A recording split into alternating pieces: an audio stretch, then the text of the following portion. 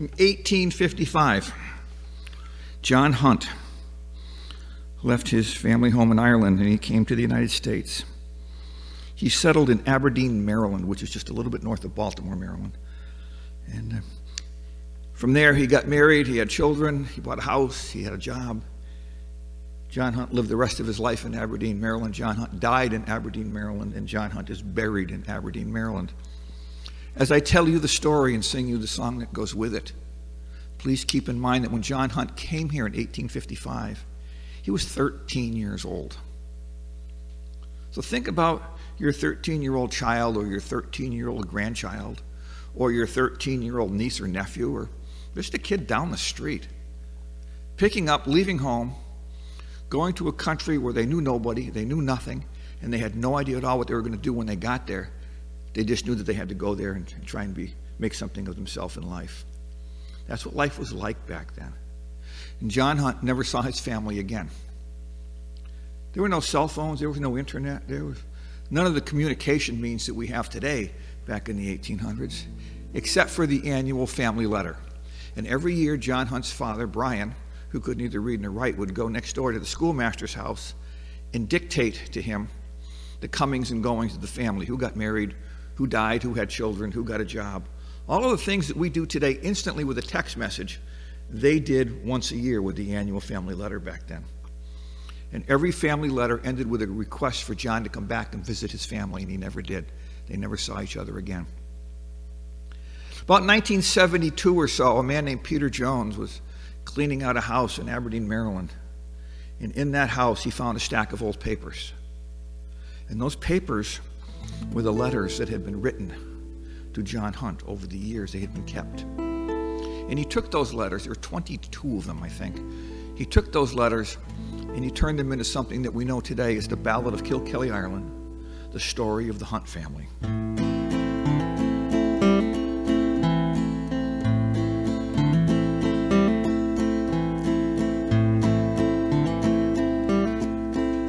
Kilkelly Ireland, 1860, my dear and loving son John.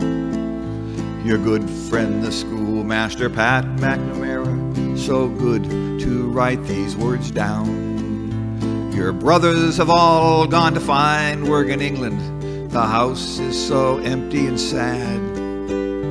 The crop of potatoes is sorely infected, a third to a half of them bad.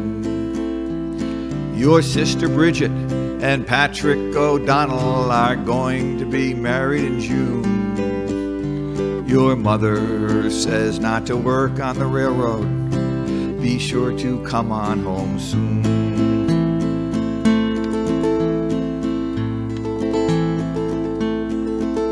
Kilkelly Ireland, 1870, my dear and loving son John.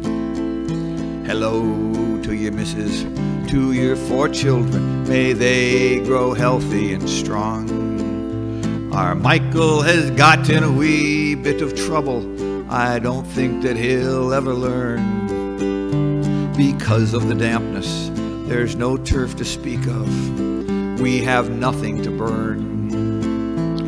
Bridget is happy and aimed a child for her, you know she's got 6 of her own. You say you found work, but you don't say what kind. When are you coming home?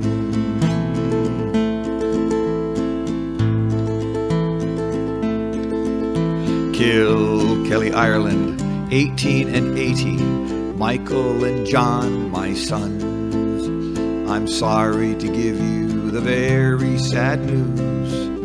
Your mother's passed on. We buried her down at the church in Kilkelly. Your brothers and Bridget were there. You don't have to worry, she died very quickly. Remember her in your prayers. It's so good to hear that Michael's returning. With money he's sure to buy land. The crop has been poor and the people are selling at any price that they can.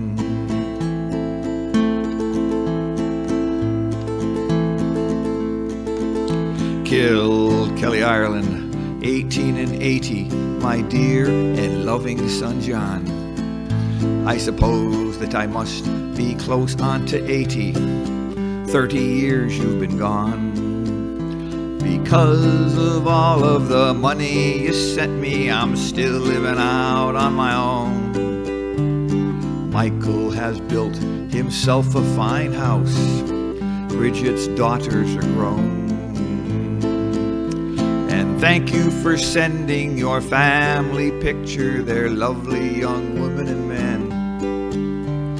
Why don't you think about coming to visit? We'd all like to see you again.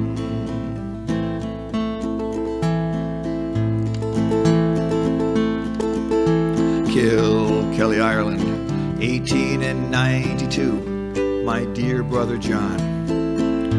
I'm sorry I didn't write sooner to tell you that father is gone.